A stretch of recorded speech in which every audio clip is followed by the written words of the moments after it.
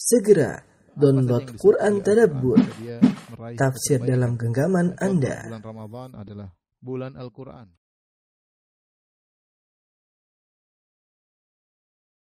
Bismillahirrahmanirrahim. Assalamualaikum warahmatullahi wabarakatuh. Alhamdulillahi ala ihsanih wa syukru lahu ala taufiqihi wa amtinanih. Wa asyhadu an la ilaha illallah wahdahu la syarika lahu ta'ziman li sya'nih. Wa asyhadu anna Muhammadan abduhu wa rasuluhu da'ila ridwanih. Allahumma salli alaihi wa ala alihi wa ashabihi wa ikhwanih. Ikhwan akhwat, bapak-bapak dan ibu-ibu, para jamaah majelis ta'lim Qalbun Salim yang dirahmati oleh Allah Subhanahu wa taala. Kita melanjutkan bahasan kita tentang kitab Syarah Riyadhus Shalihin. Dan kita masuk pada hadis yang keempat, masih berkaitan tentang pembahasan ikhlas dan pentingnya niat ya. Hadis keempat, wa an Abi Abdullah Jabir bin Abdullah Al-Ansari radhiyallahu ta'ala anhuma, dari sahabat Abu Abdullah Jabir bin Abdullah radhiyallahu anhuma, qala, beliau berkata, kunna ma'an Nabi sallallahu alaihi wasallam fi ghazatin. Suatu hari kami bersama Nabi sallallahu alaihi wasallam di suatu peperangan. Faqala inna bil madinati la rijalan, sungguhnya di kota Madinah ada beberapa lelaki, masirtum masiran, tidaklah kalian melewati suatu perjalanan, wala qata'tum wadiyan, tidaklah kalian melewati lembah, illa kanu ma'akum, kecuali mereka bersama kalian. Habasahumul marad, mereka terhalangi oleh sakit. Wa fi riwayatan illa syarakukum fil ajr, dalam riwayat yang lain disebutkan kecuali mereka bersama kalian sama-sama mendapatkan bersekutu dalam meraih pahala. Rawahu Muslim. Kemudian rawahul Bukhari an Anas, yang kedua dari Anas bin Malik dengan makna yang sama. Radhiyallahu anhu, dari Anas bin Malik, qala raja'na min ghazwati Tabuk ma'an Nabi sallallahu alaihi wasallam, kami pulang bersama Nabi sallallahu alaihi wasallam dari perang Tabuk bersama Nabi sallallahu alaihi wasallam. Faqala, kemudian Nabi sallallahu alaihi wasallam berkata, inna aqwaman bil madinati khalfana, sungguhnya ada sekelompok kaum di kota Madinah di belakang kita, yaitu tidak ikut kita. Ma salakna syi'ban, tidaklah kita melewati jalan-jalan di antara gunung. Syi'ab maksudnya jalan-jalan di antara gunung. Wala wadiyan, tidaklah kita melewati lembah, illa wa hum ma'ana, kecuali mereka bersama kita. Habasahumul udhur, mereka terhalangi dari udhur. Hadis ini adalah hadis yang agung. Dua hadis diriwayatkan dari Jabir bin Abdullah dan diriwayatkan dari Anas bin Malik dengan makna yang sama, di mana Rasulullah SAW suatu peperangan, yaitu zahirnya adalah perang Tabuk ya. Perang Tabuk adalah perang yang terjadi pada tahun 9 Hijriyah dengan perjalanan yang sangat jauh ya, di musim panas, perjalanan yang berat dari kota Madinah musim panas menuju Tabuk yang jaraknya sekitar 750 km. Kemudian harus siap berhadapan dengan kaum Romawi, musuh Romawi, dan musuh kaum Romawi terkenal hebat dengan kekuatan yang full power ketika itu ya, negeri adidaya ya, sehingga berat ketika untuk berangkat menuju ke perang Tabuk ya. Perjalanan jauh, musuh yang berat, musim panas. Godaan berat juga ketika itu musim panen korma dan yang lainnya. Sehingga para sahabat berperang, dan ada beberapa sahabat yang tidak bisa ikut berperang karena mereka sakit ya. Karena mereka sakit, dan itu wajar, boleh seorang kalau sakit punya udzur tidak ikut perang. Sebagaimana Allah berfirman dalam surat Al-Fatah, "Laisa 'alal a'ma haraj wala 'alal a'raj haraj wala 'alal maridhi haraj." Tidak mengapa bagi orang yang buta untuk tidak ikut perang, demikian juga bagi orang yang pincang untuk tidak ikut perang, dan bagi orang yang sakit untuk tidak perang. Tidak mengapa. Surat Al-Fatah ayat 17. Ini uzur bagi mereka. Nah, orang yang biasanya ikut perang namun tidak ikut perang, lantas dia beruzur, bagaimana nasib mereka? Ternyata Rasulullah SAW menjelaskan, orang yang tidak ikut berjihad di jalan Allah karena ada uzur, maka dia dapat pahala sebagaimana orang-orang yang benar-benar berjihad.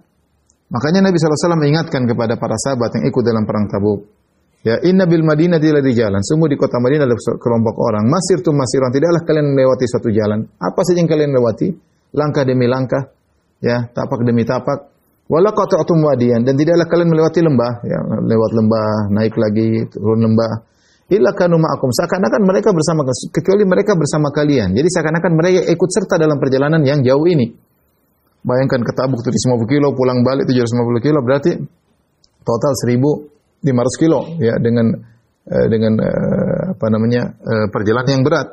ya mereka seakan-akan, bukan seakan-akan, mereka bersama kalian. Habasahumul udhur atau habasahumul marad, mereka terhalang karena penyakit. Dalam riwayat yang lain, illa syarakukum fil ajar. Tidaklah kalian melewati satu jalan, tidaklah kalian melewati lembah, kecuali mereka bersekutu dengan kalian sama-sama dapat pahala. Itu hukum mereka sama dengan kalian. Ini dikuatkan dengan hadis Anas, ya. Anas berkata, kami pulang dari perang Tabuk bersama Nabi SAW, dan Nabi berkata, sungguhnya di kota Madinah ada orang-orang di belakang kita. Masalakna syi'ban, tidaklah kita melewati jalan-jalan. Syi'ab itu jalan-jalan di antar gunung-gunung. Wala wadiyan, dan tidaklah kita melewati lembah, kecuali mereka bersama kita. Jadi seakan-akan mereka hadir. Habasahumul udhur, namun mereka tidak bisa hadir karena mereka terhalangi oleh udhur. Kita tahu orang yang berjuang di jalan Allah Subhanahu wa taala, ya mereka mendapatkan pahala dari semua apa yang mereka lakukan. Keletihan yang mereka rasakan, setiap langkah yang mereka lewati, pulang pergi semuanya berpahala. Dan ini Allah sudah singgung dalam surat At-Taubah ayat 120 121. Kata Allah Subhanahu wa taala, "Dzalika bi annahum la yusibuhum dhama'un wala nasabun wala makhmasatun fi sabilillah."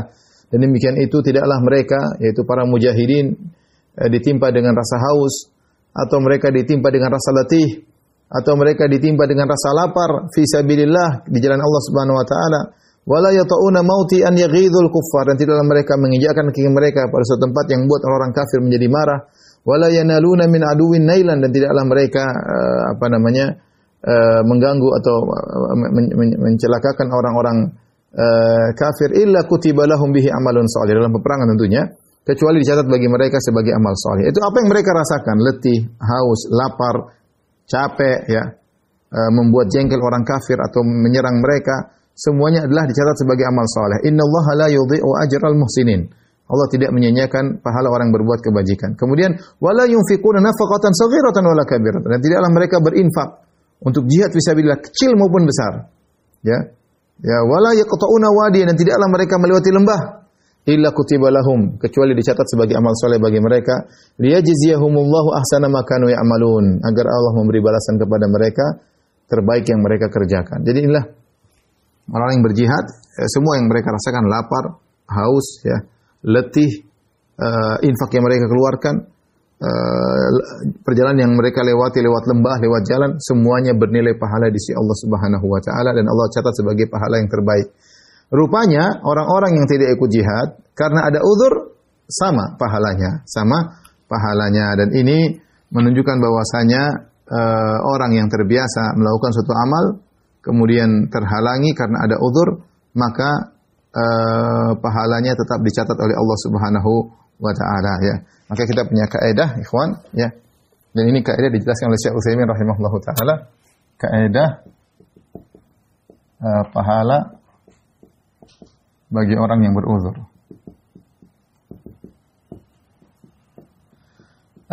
Syekh Utsaimin menyimpulkan bahwasanya orang yang beruzur ada dua model orang yang beruzur.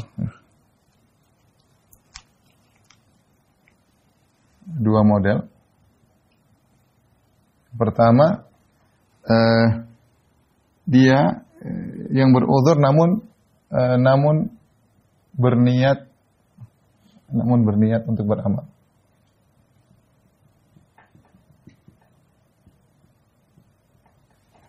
Maka dia mendapatkan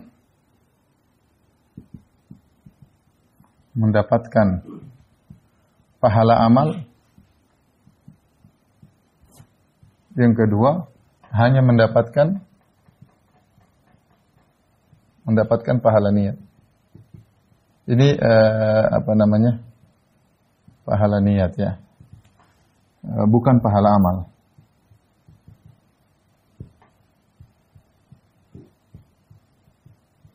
Tentunya yang pertama lebih tinggi kedudukannya daripada yang kedua, ya.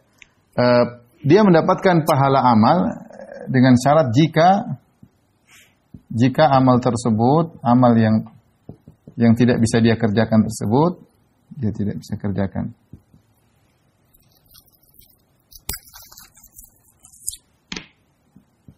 Kerjakan tersebut merupakan kebiasaannya. Hanya saja kali ini ada uzur. Ya. Ya. Adapun kalau jika amal tersebut bukan kebiasaannya, hanya mendapatkan pahala amal. Jika bukan merupakan kebiasaannya, jika amal tersebut bukan merupakan kebiasaannya,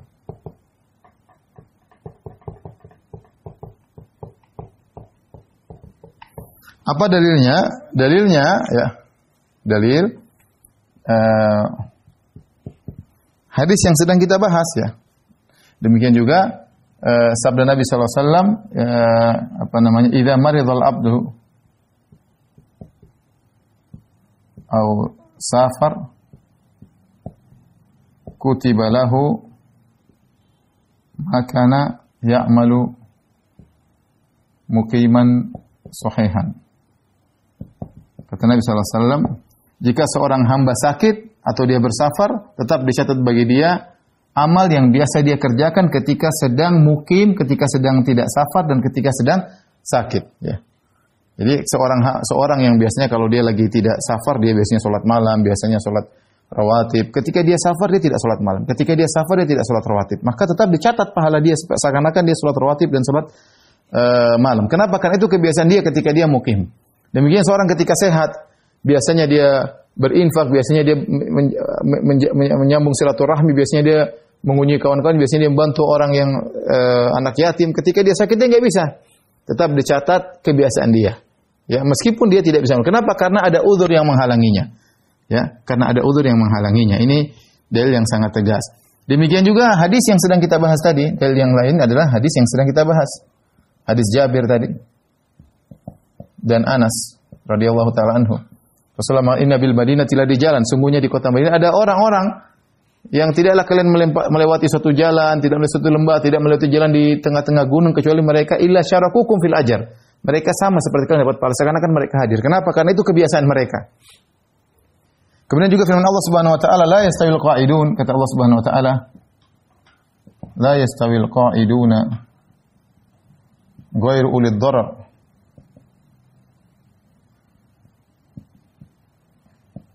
Ya. Ghairu dharar minal mu'minin.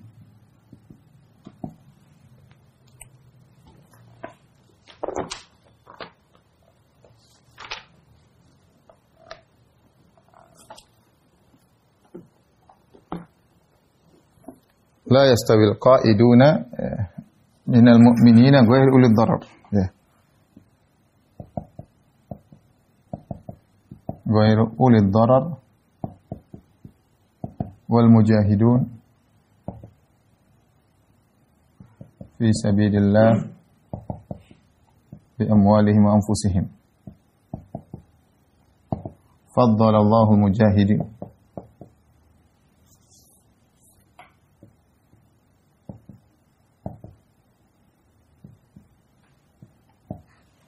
ya bi amwalihim anfusihim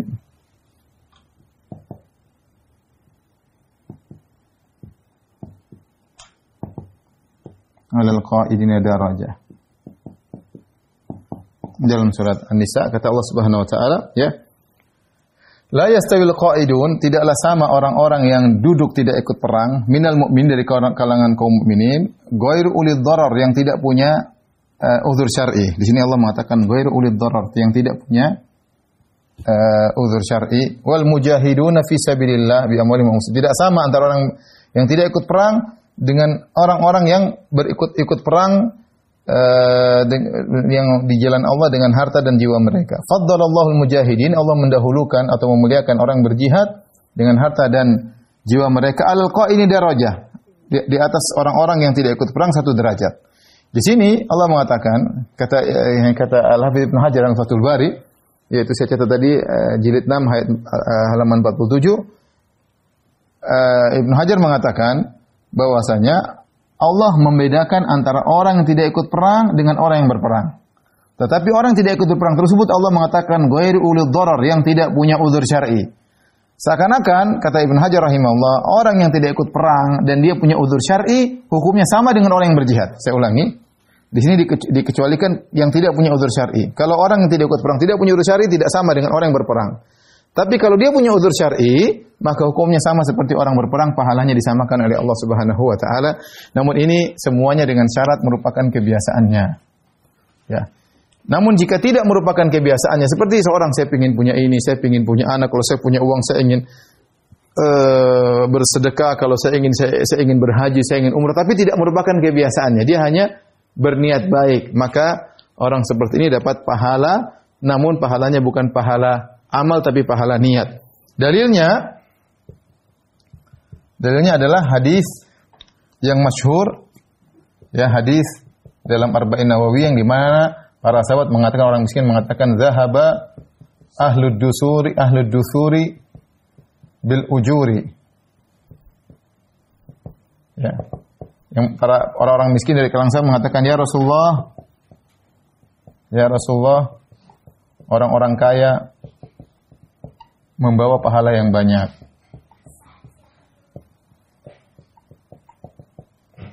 Kenapa? Maka orang-orang miskin berkata, yusalluna kama nusalli. Kami orang miskin salat, mereka juga salat. Wa yasumuna kama nasum. Kami puasa, orang miskin yang kaya juga berpuasa. Wa yatasaddaquna bi fuduli amwalim. Bedanya mereka bisa berinfak, kami tidak bisa.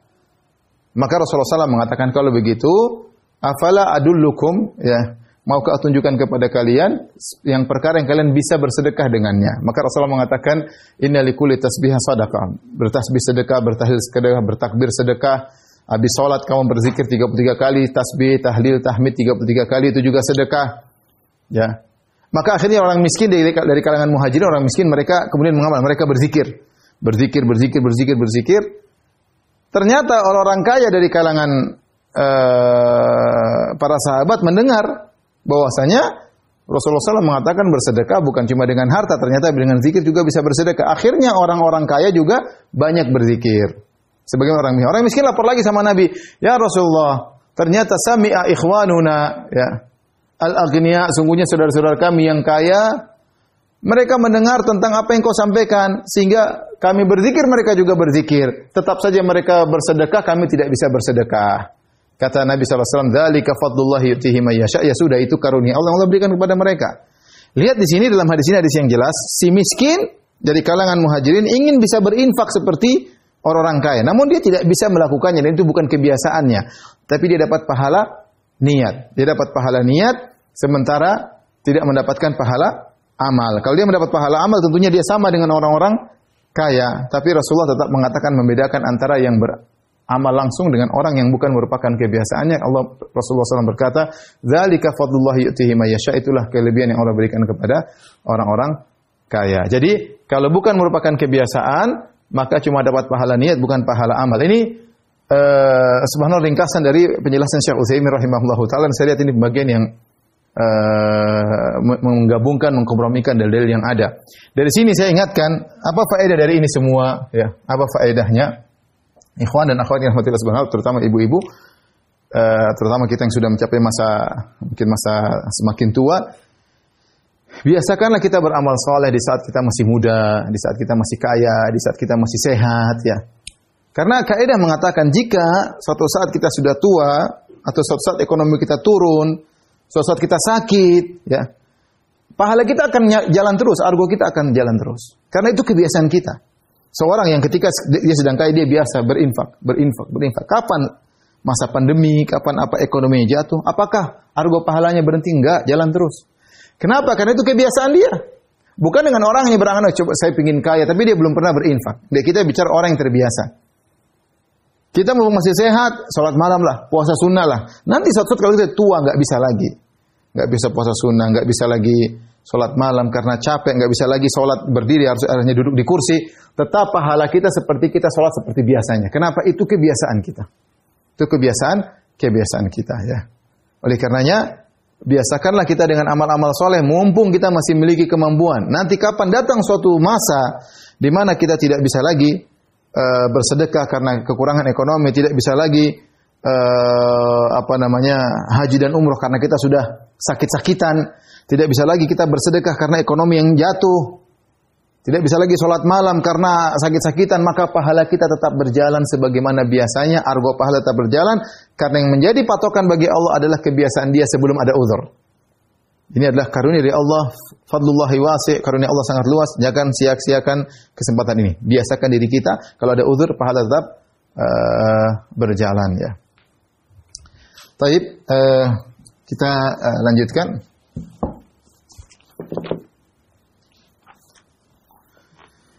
Hadis berikutnya, wan Abi Yazid, Ma'an bin Yazid ibn al-Akhnas, radhiyallahu anhum huwa wa abuhu wa jadduhu sahabiyun, dari Abi Yazid Ma'an bin Yazid. Ada seorang sahabat namanya Ma'an dan dia kunyahnya Abu Yazid. Ternyata bapaknya juga namanya Yazid. Ya. Dia namanya Ma'an, kunyahnya Abu Yazid, bapaknya namanya Yazid Ibn al-Akhnas, kakeknya namanya Al-Akhnas. Tiga-tiganya sahabat. Ma'an bin Yazid bin Akhnas. Tiga-tiganya kata Imam Nawawi, dia, bapaknya dan kakeknya semuanya sahabat.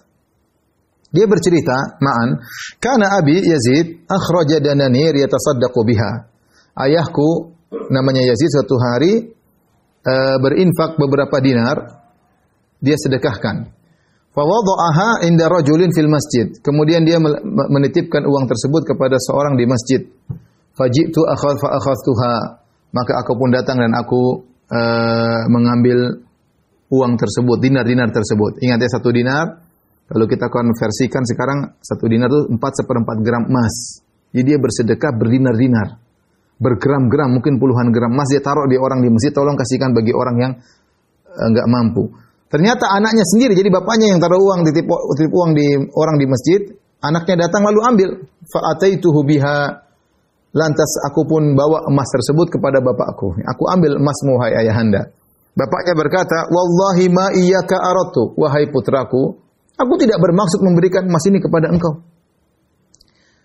Ya, bapaknya tidak terima. Jangan kau ambil emas tersebut. Saya maksudnya mau kasih orang lain. Ya, kenapa kau ambil? Fa khasamtuhu ila Rasulullah sallallahu alaihi wasallam, maka aku adukan perkataan ayahku kepada Nabi sallallahu alaihi wasallam. Anaknya juga tetap bersikeras untuk mengambil uang tersebut. Maka dia pun mengadukan perkara ini, diangkatlah perkara ini kepada Rasulullah sallallahu alaihi wasallam. Apa jawaban Nabi sallallahu alaihi wasallam setelah mendengar cerita tersebut? Kata Nabi sallallahu alaihi wasallam, "Laka ma nawaita ya Yazid." Ya. Engkau mendapatkan apa yang kau niatkan wahai Yazid, yaitu kau berniat untuk memberikan harta ini kepada orang miskin, kau dapatkan meskipun ternyata yang mengambil anakmu, ya. Walaka ma akhadha ya Ma'an, adapun engkau wahai Ma'an, kau mendapatkan apa yang kau ambil, bagimu apa yang kau ambil, ya. Kita lanjutkan. Bapak dan Ibu yang dirahmati Allah Subhanahu wa taala. Jadi inilah kisahnya. Kisahnya begini. Ada seorang sahabat namanya Yazid. Yazid ini ingin berinfak beberapa keping dinar. Dia taruh titip orang di masjid. Niat dia untuk diberikan kepada fakir miskin. Ternyata anaknya yang bernama Ma'an datang, ambil itu dinar-dinar dari orang yang dititipin tersebut. Setelah itu dia lapor sama bapaknya. Dia bilang, ayah, uang yang dinar yang kau letakkan pada si fulan saya ambilin. Bapaknya tidak terima. Dia mengatakan, iyaka ma aradtu. Demi Allah bukan engkau yang mau saya kasih. Kembalikan dinar-dinarku. Ya, saya tidak mau, niatnya kasih kamu. Maka anaknya bilang, tunggu, kita tanya dulu kepada Nabi sallallahu alaihi wasallam. Akhirnya mereka berdua datang kepada Rasulullah sallallahu alaihi wasallam menanyakan akan hal ini, maka Nabi sallallahu alaihi wasallam menjawab dengan jawaban yang indah. Kata Rasulullah sallallahu alaihi wasallam, "Laka ma nawaita ya Yazid." Yazid, bagimu niatmu yang kau inginkan. Kau inginkan untuk memberikan kepada fakir miskin, niatmu sudah tercapai meskipun ternyata eksekusinya tidak kena orang miskin.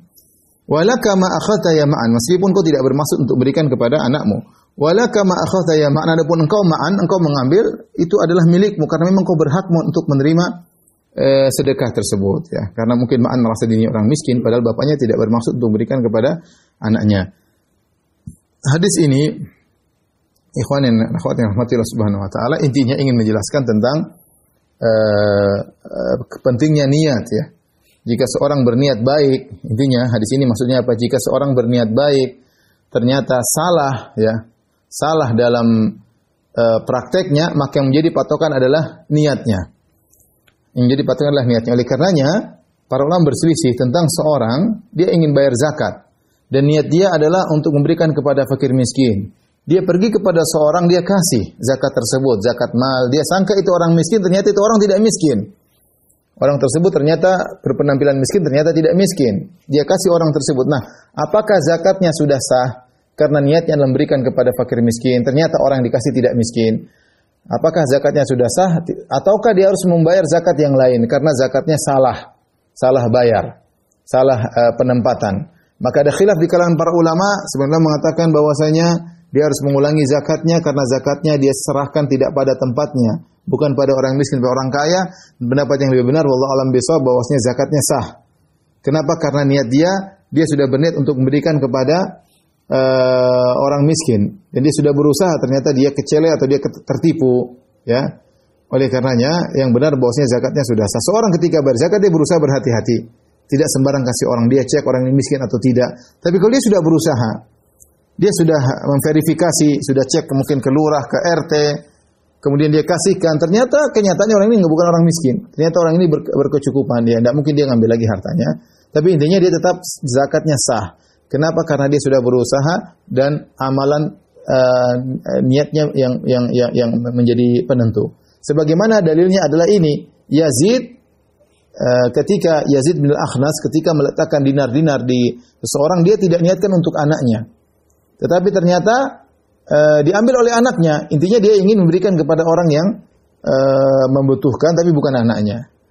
Namun yang ketika dia tidak menginginkan kepada anaknya, Rasulullah tetap mengatakan laka manawait, bagimu apa yang kau niatkan. Tetap dapat pahala.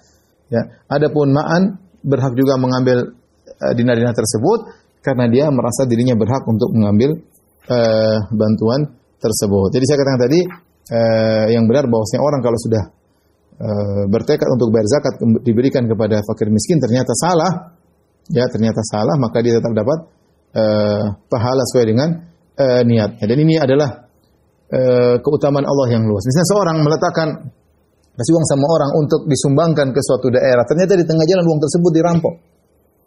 Kita katakan apakah dia sia-sia? Jawabannya tidak.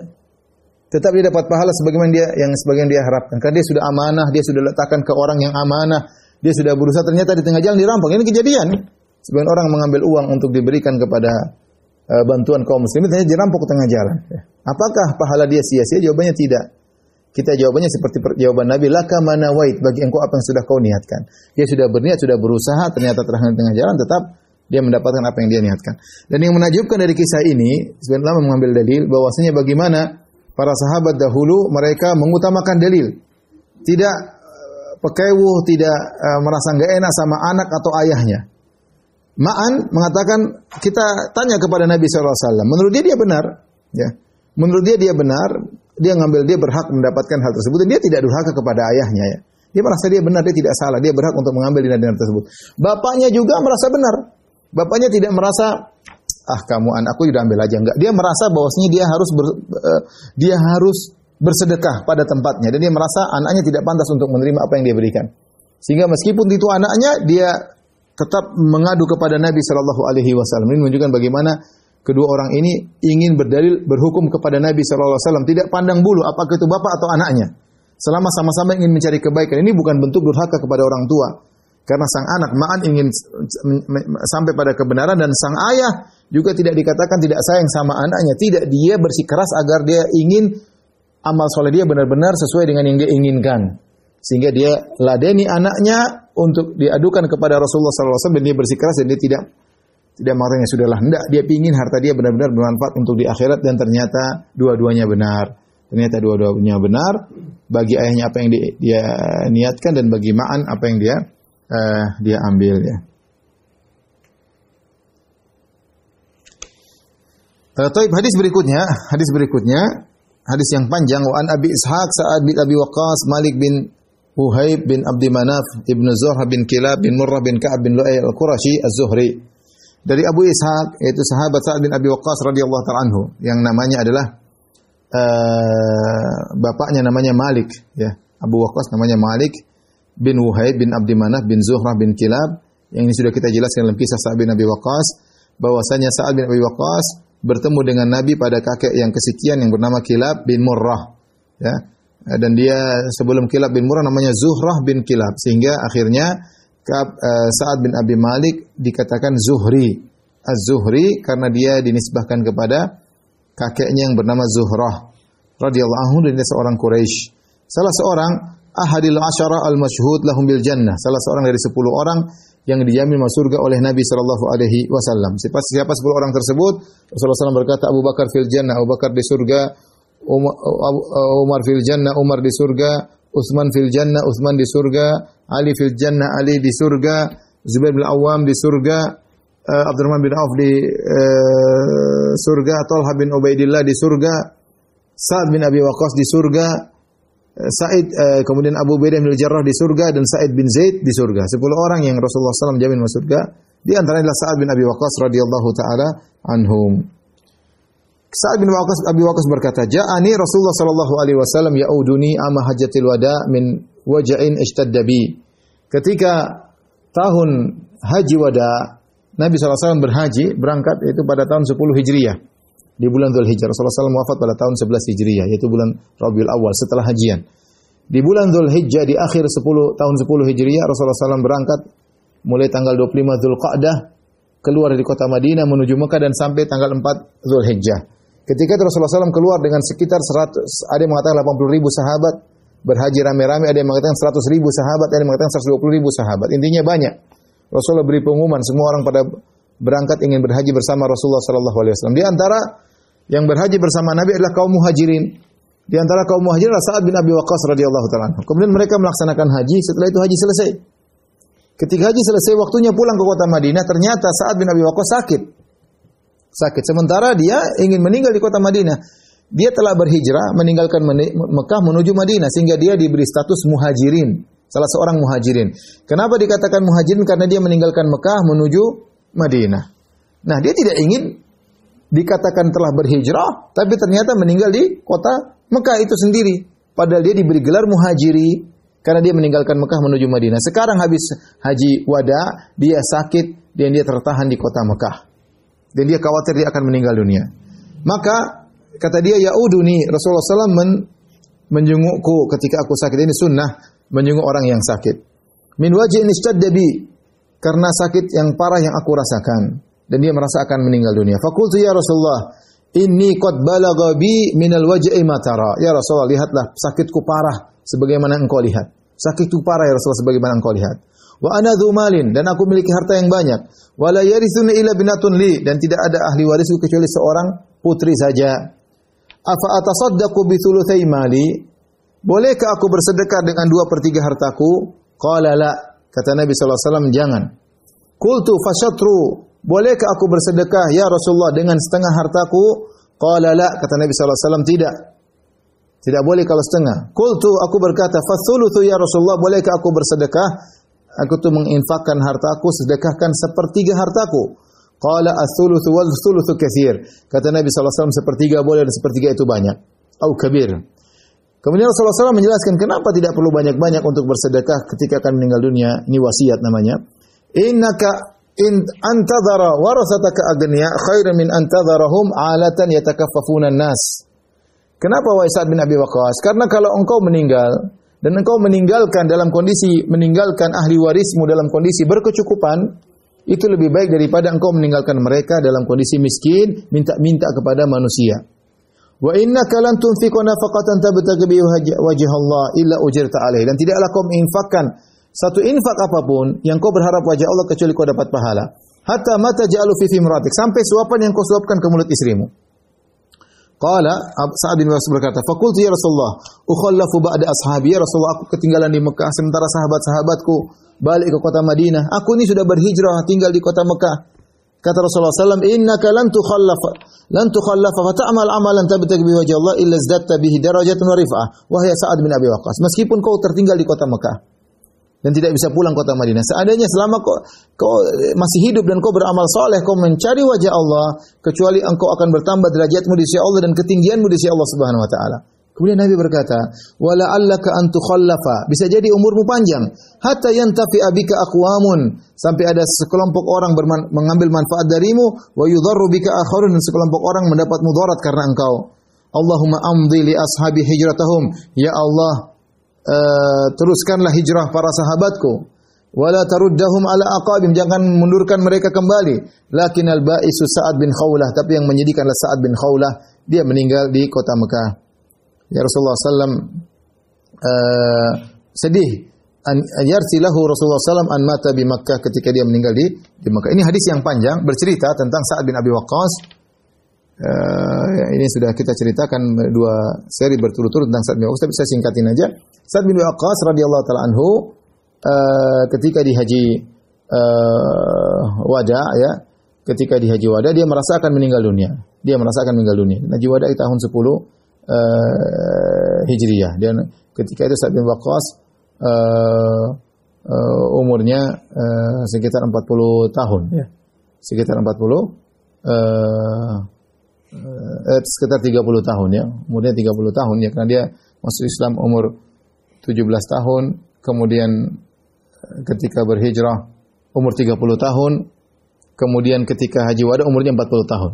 Umurnya 40 tahun dan dia sakit dan dia merasakan meninggal dunia dan dia ingin bersedekah 2/3 hartanya karena dia tahu ahli warisnya cuma seorang wanita. Maka Rasulullah SAW ingatkan, kata Rasulullah SAW, enggak usah banyak-banyak, enggak usah 2/3. Rasulullah, bagaimana kalau setengah? Kata Rasulullah SAW, jangan juga setengah. Bagaimana kalau 1/3? Kata Rasulullah, 1/3 boleh, tapi sudah banyak. Ini jangan dipahami bahwasanya afdal wasiat 1/3, tidak. Yang paling bagus kurang daripada itu. Ini karena permintaan saat aja. Bagaimana kalau saya bersedekah 1/3 hartaku berwasiat? Kata Nabi, 1/3 itu banyak. Setelah itu Rasulullah jelaskan kenapa tidak perlu wasiat banyak-banyak. Karena kau akan meninggalkan anak-anakmu, ahli warismu di kemudian hari. Dan subhanallah, ini mukjizat Nabi mengatakan kau meninggalkan ahli warismu. Padahal ahli warisnya itu ketika cuma satu. Tapi Rasulullah mengatakan warasataka dengan lafal plural jamak. Kau akan meninggalkan ahli warismu, menunjukkan dia akan memiliki anak yang banyak, ahli waris yang banyak. Engkau meninggalkan ahli warismu dalam kondisi berkecukupan lebih baik daripada engkau meninggalkan mereka dalam kondisi minta-minta kepada orang lain. Ini dalil, ikhwan. Jika seorang semasa hidup dia bekerja keras, dia siapkan rumah buat anaknya, dia siapkan pekerjaan buat anak-anaknya, dan dia niatkan karena Allah agar anak-anaknya tidak miskin ketika dia meninggal, agar anak-anaknya tidak minta-minta kepada orang lain, dia ajari cara berdagang, maka dia dapat pahala. Bukan berarti ketika dia meninggal pahala dia putus. Tapi syaratnya niat kepada Allah Subhanahu wa taala. Lain halnya kalau orang cari nafkah, tidak mikir anak, tahu-tahu dia meninggal dunia, bukan karena Allah Subhanahu wa taala, maka harta tersebut berpindah kepada anaknya dan dia Allah alam dapat pahala atau tidak. Ya, anak-anaknya. Tapi beda ketika dia masih hidup dan dia niatkan karena Allah mencari nafkah buat anak-anaknya, dia siapkan rumah buat anak-anaknya, dia siapkan pekerjaan buat anak-anaknya, kemudian dia meninggal. Ketika dia meninggal, benar harta tersebut berpindah kepada anak-anaknya. Tetapi perpindahan harta dari harta milik dia diwariskan padanya, dia dapat pahala. Karena ketika dia hidup dia kumpulkan harta tersebut karena Allah Subhanahu wa taala untuk menolong anak-anaknya. Kenapa kita mengatakan ini? Karena Rasulullah mengatakan, "Innaka antadhara warasataka agniya." Kau meninggalkan anak-anakmu ahli warismu dalam kondisi berkecukupan, khairun, lebih baik min antadharahum alatan, daripada kau meninggalkan mereka, kau meninggal dunia mereka dalam kondisi miskin minta-minta kepada orang lain. Maka saya ingatkan kepada ikhwan dan akhwat, ketika kita masih hidup sekarang kita bekerja untuk anak-anak, niat agar memberi kecukupan kepada mereka. Tapi syaratnya, wa innaka lan tunfiqu nafaqatan tabtaghi wajh Allah. Kau beri infak dengan mengharap wajah Allah, harus ikhlas. Infak apapun yang kau berikan, kalau kau ikhlas dapat pahala. Hatta ma tajal fi murat, sampai suapan yang kau berikan kepada mulut istrimu. Ini sering saya sampaikan. Seorang ketika menyuap istrinya, dia sedang benar-benar dalam kemesraan. Bahkan saya katakan ini tidak terjadi mungkin kepada sebagian kita kecuali di awal pernikahan. Seorang suami ini suapin istrinya, istri suapin suaminya, es krim dia suapin kepada istrinya, istrinya suapin es krim pada suami. Itu cuma romantika zaman dahulu. Zaman sekarang mungkin sudah tidak dilakukan lagi karena sudah tua, ya, sudah pakai untuk melakukan romantis-romantis, padahal tetap dianjurkan. Artinya, ketika seorang suami sedang menyuapkan makanan kepada istri lagi mesra-mesranya. Tetapi kalau dia niatkan karena Allah Subhanahu wa taala, maka dapat pahala. Ini kaidah semua perkara duniawi. Kalau diniatkan karena Allah dapat pahala. Sampai Nabi mengatakan wa fi buti ahadikum sadaqah. Engkau menggauli istrimu sedekah. Ya. Engkau menggauli istrimu sedekah. Namun niat harus karena Allah Subhanahu wa taala. Kemudian Sa'ad bin Waqqas berkata, "Wahai Rasulullah, bagaimana aku tinggal sementara sahabat-sahabatku pulang ke kota Madinah?" Kata Rasulullah SAW, "Kalaupun kau tertinggal di kota Mekah, kau beramal soleh dengan berharap wajah Allah, tabtaghi biha wajh Allah, kau berharap amal solehmu dengan mengharap wajah Allah, illa zdatta bihi darajah wa rifah." Akhirnya akan bertambah derajatmu dan ketinggianmu. Dan bisa jadi hidupmu panjang wahai Sa'ad. Dan ini di antara mukjizat Nabi dan terjadi benar.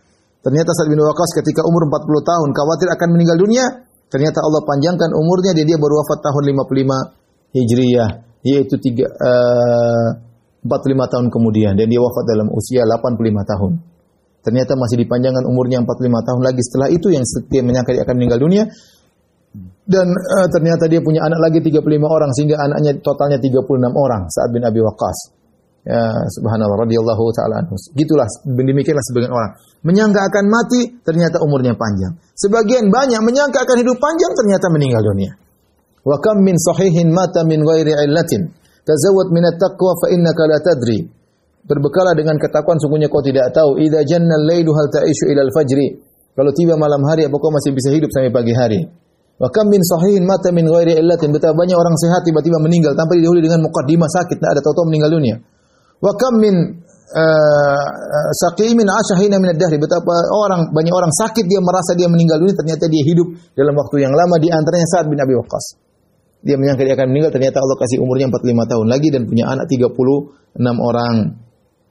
Kemudian kata Nabi SAW, kau akan diperpanjang umurmu, bisa jadi umurmu panjang, maka banyak orang mengambil manfaat darimu, yaitu dalam perang Al-Qadisiyah, Sa'ad bin Abi Waqqas menaklukkan Persia, dan sebagian orang mendapatkan kemudaratan denganmu, itu orang Persia yang mendapat kemudaratan karena peperangan Al-Qadisiyah yang dipimpin oleh Sa'ad bin Abi Waqqas. Ya. Inilah pembahasan tentang hadis ini. Intinya, ikhwan dan akhwat yang dirahmati Allah Subhanahu wa taala, ada kaidah yang penting dalam hadis ini, bahwasanya perkara-perkara duniawi bisa berubah menjadi perkara agama jika diniatkan karena Allah Subhanahu wa taala. Dalam hadis yang lain kata Rasulullah SAW, "Idza anfaqa ar-rajulu ala ahlihi wa huwa yahtasibuha." Jika seorang berinfak kepada istrinya dan dia dalam kondisi ihtisab, yaitu berharap wajah Allah, maka dia akan dapat pahala. Dan ini nasihat bagi kawan-kawan yang memiliki pekerjaan, ya, agar ketika mereka keluar rumah niatkan karena Allah Subhanahu wa taala. Mudah. Kita sekarang keluar kerja ke kantor, apakah jadi dokter, apakah jadi pedagang, atau jadi PNS, ya, atau tenaga kesehatan, atau jadi tukang, atau jadi apapun, konsultan. Ketika kita keluar niatkan karena Allah. Kita niatkan bagaimana? Ya Allah, saya cari nafkah untuk anak-anakku karena perintahmu. Ya Allah, saya cari nafkah, sebagian akan saya sedekahkan di jalanmu. Akan saya infakkan bagi anak yatim, akan saya infakkan untuk dakwah. Ya Allah, saya mencari nafkah, ya, agar saya menyenangkan kedua orang tuaku, saya ingin beri hadiah buat mereka. Jadi sambung. Karena Engkau yang merintahkan itu semua. Kau yang merintahkan silaturahmi. Ya Allah, saya cari nafkah agar saya bisa berikan kepada kakak dan adikku. Selama kita punya niat seperti itu, argo pahala jalan terus. Karena kita mencari wajah Allah Subhanahu wa taala. Dengan kita selalu berniat begitu, dunia tidak masuk dalam hati kita. Lain halnya ketika niat ini hilang dari hati kita, benar-benar orientasi kita dunia. Beda tatkala kita niatkan saya untuk orang tua, untuk kakak, untuk adik, untuk tetangga, untuk dakwah, untuk macam-macam. Untuk fakir miskin, ya. Untuk haji, untuk umrah. Pahala harta tersebut, sehingga niat selalu orientasinya akhirat. Dan ketika itu pahala terus mengalir. Ya. Pahala terus mengalir. Jadi hadirkan niat tersebut, karena niat yang baik bisa merubah perkara duniawi menjadi perkara ukhrawi. Ini sangat penting dalam kehidupan kita sehari-hari, ya. Dalam kehidupan kita sehari-hari. Tidak mengapa Anda memiliki harta yang banyak, yang penting niatnya karena Allah Subhanahu wa taala. Di sini sampaikan, misalnya seorang punya rumah luas, dan di antara kebahagiaan adalah baitun wasi, arba'un minas sa'adah. Kata Nabi, 4 perkara di antara kebahagiaan yang merupakan sumber kebahagiaan. Di antaranya baitun wasi, markabun hani, di antaranya rumah yang luas, kendaraan yang nyaman. Seorang berniat, dia punya harta, dia bikin rumah yang luas. Buat apa? Tempat silaturahmi. Ada rapat, orang datang rapat di rumahnya. Ada tamu, bisa dia terima tamu tersebut. Ya. Ada silaturahmi, kerabat-kerabatnya kumpul. Mungkin dia punya kolam renang, orang bisa, anak ponakan-ponakannya bisa berenang di situ. Niatkan karena Allah. Sehingga rumah besar tersebut bukan masuk di hatinya sebagai dunia murni. Orientasi bukan itu, tapi orientasi karena akhirat. Tinggal dia atur hatinya. Tinggal dia atur hatinya sehingga dunia tidak merasuk dalam hatinya, ya, tidak merasuk dalam hatinya, ya. Jadi niatkan perkara dunia untuk akhirat, maka menjadi berkah dan berpahala di sisi Allah Subhanahu wa taala. Dan ini menunjukkan akan pentingnya niat. Baik, ikhwan dan akhwat yang dirahmati Allah Subhanahu wa taala, kita lanjutkan hadis yang terakhir pada kesempatan kali ini, ya. Yaitu hadis Abu Hurairah radhiyallahu anhu. An Abi Hurairah radhiyallahu ta'ala anhu, Abdurrahman bin Sakhar, Abu Hurairah namanya Abdurrahman bin Sakhar. Qala, dia berkata, qala Rasulullah sallallahu alaihi wasallam bersabda, "Innallaha la yanzuru ila ajsamikum." Sungguhnya Allah tidak melihat kepada jasad kalian. Wala ila suwarikum, dan Allah tidak melihat pada bentuk-bentuk kalian. Walakin yanzur ila qulubikum, akan tapi Allah melihat kepada hati kalian. Rawahu Muslim. Tolong dihapus, ya. Hadis ini ikhwan dan akhwat yang dirahmati Allah Subhanahu wa taala, menekankan tentang yang menjadi barometer di sisi Allah Subhanahu wa taala paling utama adalah hati dan amalan, ya, bukan bentuk, rupa dan yang lainnya, ya. Makanya Allah telah kita sampaikan di awal pengajian Riyadhus Shalihin, firman Allah yang disampaikan oleh Imam Nawawi rahimahullah taala, la yanalallahu luhumuha wala dima'u walakin yanaluhu taqwa minkum. Tidak akan sampai kepada Allah daging yang kalian sembelih, darah yang kalian alirkan dari sembelihan, tetapi yang sampai adalah hati kalian, ya. Allah Subhanahu wa taala berfirman, yauma la yanfa'u malun wala banun illa man atallaha biqalbin salim. Hari kiamat kelak tidak bermanfaat harta dan anak-anak kecuali orang yang datang dengan bawa hati yang bersih. Perhatikan di sini hadis Abu Hurairah, Rasulullah SAW bersabda, innallaha la yanzur. Allah tidak melihat, tidak memandang. Pada apa tidak memandang? La yanzur ila ajsamikum. Jasad kalian, tubuh kalian. Ya, yaitu besar, kecil, tinggi, pendek. Allah tidak lihat hal ini. Ya. Wala ila suwarikum. Suwarikum. Rupa kalian. Rupa kalian. Ya. Apakah hitam, putih, ganteng, kurang ganteng, kurang cantik, kurang cantik. Allah tidak lihat pada rupa kalian. Ajsaim wala suwarikum. Ya. Kita boleh tambahkan seperti penjelasan Syekh Utsaimin rahimahullahu taala, ya, tidak melihat pada jasad, tidak melihat pada bentuk kalian, wala amwalikum. Harta kalian. Allah tidak lihat. Ya. Kaya atau miskin. Ya, kaya atau miskin, ya. Kemudian juga Allah tidak melihat kepada nasab kalian, kata Syekh Utsaimin, nasab kalian, ansabikum.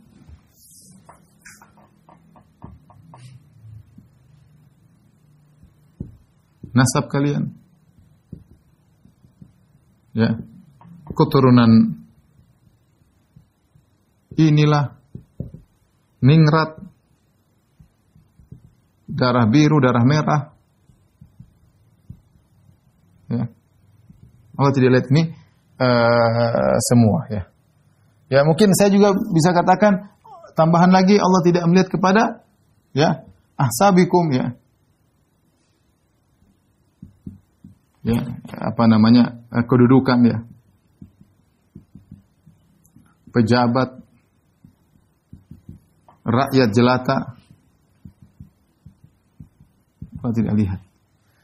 Allah tidak lihat semua. Lihat ini beberapa perkara yang Allah tidak lihat, ya. 1 dalam hadis ini, 2, 3, 4, 5. Apa yang Allah lihat?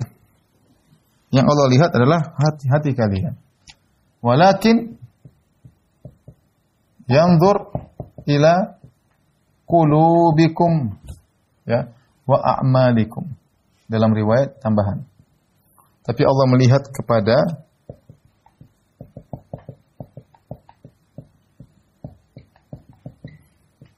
dua perkara, yaitu qulubikum, hati kalian. Kemudian apa? A'malikum, amal soleh kalian, amal kalian. Ini merupakan barometer utama tatkala menilai seseorang, ya. Dan ini ditujukan oleh banyak dalil. Allah Subhanahu wa taala berfirman, "Ya ayyuhan nasu inna khalaqnakum min dzakarin wa untha wa ja'alnakum syu'uban wa qabaila lita'arafu. Inna akramakum indallahi atqakum." Wahai manusia sekalian, aku ciptakan kalian dari suku-suku dan berbangsa-bangsa, laki-laki dan perempuan, suku-suku berbangsa-bangsa, agar kalian saling mengenal. Bukan untuk kalian bangga-banggaan, saya suku ini, saya warna kulit begini, saya bangsa ini, saya keturunan bule, saya bule potan, enggak ada urusan. Walakin inna akramakum indallahi atqakum. Yang paling mulia di sisi Allah, yang paling bertakwa di antara kalian. Yang paling bertakwa itu menjadi paling mulia di sisi Allah Subhanahu wa taala. Ya. Ini semua, ya, bahwasanya jasad, bentuk, Ya. Ini bukan bahan penilaian Allah. Yang Allah nilai adalah hati dan amalan. Ini yang bisa mendatangkan ketakwaan. Inilah merupakan ketakwaan. Maka jangan seorang terpedaya dengan rupa, terpedaya dengan penampilan. Ini yang sering menjadikan ini menjadi pusat perhatian manusia, penampilan zahir. Ya, pusat perhatian manusia. Terutama ibu-ibu. Penampilan zahir. Ini yang menjadi masalah ya. Perhatian sama jasad ya harus ya. Seksi lah apalah bentuk make up segala macam lah. Harta dengan tas keren, tas mewah, jam mahal, mobil keren. Nasab saya keturunan ini ya. Saya pejabat macam sudah. Ini semua manusia sering perhatikan. Dan inilah barometer manusia. Ini pusat perhatian manusia, perhatikan. Dan inilah barometer penilaian manusia.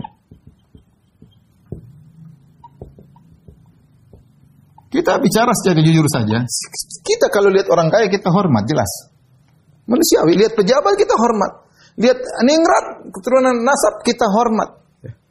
Lihat orang mewah kaya kita hormat. Lihat orang tampan kita hormat. Lihat orang jelek kita menghina. Lihat orang cantik kita Masya Allah. Lihat orang kurang cantik kita mandang miring. Lihat jasad besar kita lihat badan kurus kerempeng kita hinakan. Itulah wajar manusia menilai barometernya seperti itu. Tapi itu bukan barometer Allah Subhanahu wa taala. Betapa banyak orang berkulit hitam lebih mulia daripada orang yang berkulit putih bahkan bernasab tinggi. Bilal yang berkulit hitam jadi mulia, dijamin masuk surga. Bahkan Nabi SAW mendengar terompahnya di hadapan Nabi SAW. Sementara banyak orang-orang berkulit putih, berambut pirang di neraka jahanam. Bilal. Ya. Lihatlah bagaimana Salman Al-Farisi yang bukan Arab, dia dari Persia, tetapi dimuliakan oleh Allah Subhanahu wa taala. Makanya seorang penyair berkata laqad rafa'al Islamu Salman Al-Farisi waqad wada'a al-kufru an-nasiba Abu Lahabin. Sungguh Islam telah mengangkat Salman Al-Farisi dan kekufuran telah menjatuhkan orang yang bernasab tinggi Abu Lahab pamannya Nabi sallallahu alaihi wasallam. Kita bangga-banggaan nasab buat apa? Saya keturunan yang Allah lihat. Kalau kalian beriman dan bertakwa semua bermanfaat. Kalau kalian beriman bertakwa, kedudukan kalian bermanfaat. Digunakan untuk takwa, pejabat yang bertakwa luar biasa. Kalau kalian bertakwa, nasab kalian bermanfaat. Apalagi keturunan, misalnya keturunan Nabi SAW, soleh, luar biasa manfaatnya. Ya, bermanfaat. Harta kalau bertakwa bermanfaat. Ni'mal mal salih li rajuli salih. Sebaik-baik harta yang baik adalah milik seorang laki yang soleh. Bermanfaat. Ya. Demikian juga kalau orang menggunakan jasadnya untuk ketakwaan al-mu'min al-qawi khairu min al-mu'min ad-dhaif. Mukmin yang kuat lebih baik daripada mukmin yang lemah. Sama, dia punya rupa yang menawan kalau dia gunakan untuk misalnya seorang wanita untuk menundukkan pandangan suaminya, menyenangkan hati suaminya, pahalanya besar. Seorang laki mungkin tampan kemudian dia gunakan untuk jalan-jalan kebaikan ya, untuk berdakwah misalnya atau yang lainnya, boleh-boleh saja. Ya. Jadi saya katakan kalau seorang sering ketakwaan, maka ini semua bermanfaat.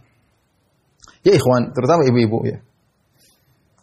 Bisa jadi seorang yang kita hina, bisa jadi pembantu kita, bisa jadi supir kita yang kita rendahkan karena mungkin miskin, bisa jadi lebih mulia di sisi Allah daripada kita. Kita nggak tahu ketakwaan, mungkin dia sabar, mungkin dia berbakti sama orang tuanya, mungkin dia bersyukur, mungkin dia tidak suudzon. Sementara kita mungkin yang punya duit suudzon, merendahkan orang lain dan yang lainnya ya.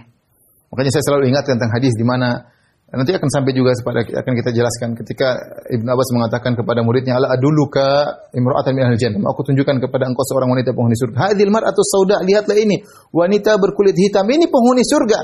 Atatin Nabi sallallahu alaihi wasallam, datang kepada Nabi sallallahu alaihi wasallam, dia berkata, ya Rasulullah, ini usra wa ini atakasyaf, ya Rasulullah, aku terkena penyakit ayan dan aku kalau sudah terkena penyakit terbuka sebagian auratku. Udullah an yashfiyani, berdoalah agar aku disembuhkan oleh Allah. Maka Nabi berkata, kalau kau mau, aku doakan Allah, aku berdoa kepada Allah, maka akan sembuh. Kalau kau mau, kau bersabar, walakil jannah. Wa in syi'ti sabarti walakil jannah. Kalau kau mau, kau bersabar, masuk surga. Kata dia, Rasulullah, aku pilih sabar. Aku ingin surga. Lakin udu Allah ala atakasyaf. Tapi berdoalah kepada Allah agar aku tidak tersingkap. Subhanallah. Ini perempuan mungkin yang berkulit hitam, yang mungkin orang dia tidak tertarik oleh sebagian orang. Tapi ternyata dia penghuni surga. Maka Hati-hati, yang paling diperhatikan adalah hati, niat. Niat Anda ini hati, ketika Rasulullah mengatakan walakin yanzuru ila qulubikum, akan tapi Allah melihat kepada hati kalian. Maka ini sangat penting tentang niat. Penting perhatian terhadap niat. Baru amal. Amal juga kalau tanpa niat percuma. Jadi didahulukan masalah hati karena hati ini adalah barometer utama. Mulai saat ini kita sama latihan. Saya mau ke situ ngapain? Nanya hati saya. Saya mau ceramah ini ngapain? Nanya hati saya. Saya mau pergi ke pengajian, saya pergi ke orang tua ngapain? Tanya hati saya, karena Allah kah atau karena yang lainnya? Ingat seorang salaf ketika ditanya, ala tahdhurul janazah, tidakkah kau menghadiri melihat jenazah? Kata dia, makanakum, sebentar. Hatta uhdhiron niyah, sampai aku hadirkan niat. Ini yang paling penting, karena ini jadi bahan penilaian Allah Subhanahu wa taala. Jangan terpedaya dengan dunia yang kita miliki, ya. Karena itu bukan bahan penilaian Allah Subhanahu wa taala. Demikian para ikhwan dan akhwat yang dirahmati Allah Subhanahu wa taala, majelis taklim Qalbun Salim yang dirahmati Allah Subhanahu kajian kita. Insyaallah kita lanjutkan 2 pekan lagi, tetap bersama kita Riyadhus Shalihin. Kurang lebih saya mohon maaf. Wabillahi taufiq wal hidayah. Assalamualaikum warahmatullahi wabarakatuh.